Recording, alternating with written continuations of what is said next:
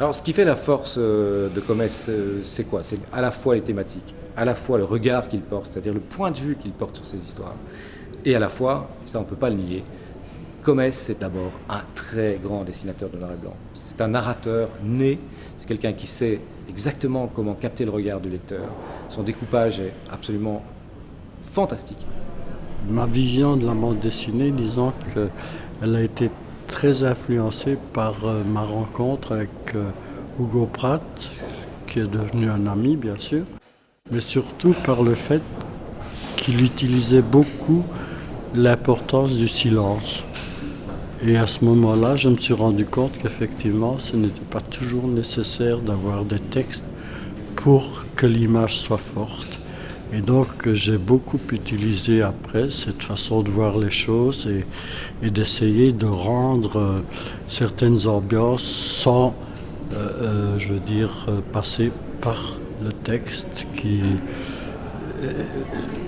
remplace l'imaginaire du lecteur. Or, je trouve que l'imaginaire du lecteur est très très important.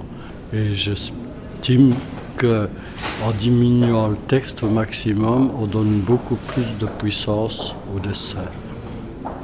Le processus de création, il dépend d'abord pour tout le monde d'une façon différente. En ce qui me concerne, ça peut partir de tout et de n'importe quoi, mais c'est vrai que la plupart du temps, c'est comme un puzzle. Je note, je fais et je mets des idées comme ça sur une feuille de papier et jusqu'à un moment donné, il y a une histoire qui prend forme.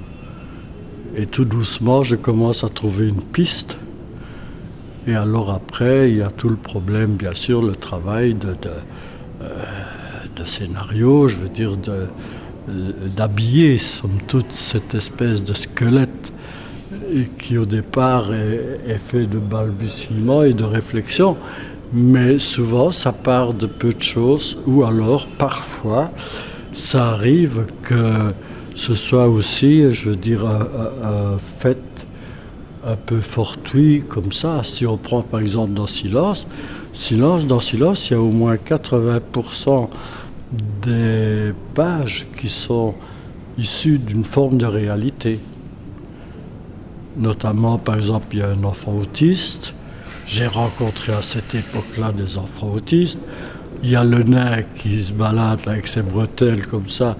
Eh ben, j'en ai vu un dans une fête de village et tout le monde le faisait boire parce qu'une fois qu'il avait bu, il était comique et on se moquait de lui. Donc, il y a beaucoup de choses. Tout ça, ça peut jouer, tout ça, ça peut influencer. Ne fût-ce que le rapport que nous puissions avoir ici peut jouer un rôle dans l'imaginaire. Je veux dire, un créateur, quel qu'il soit, il est tout le temps attentif à tout. On n'est jamais hors pot.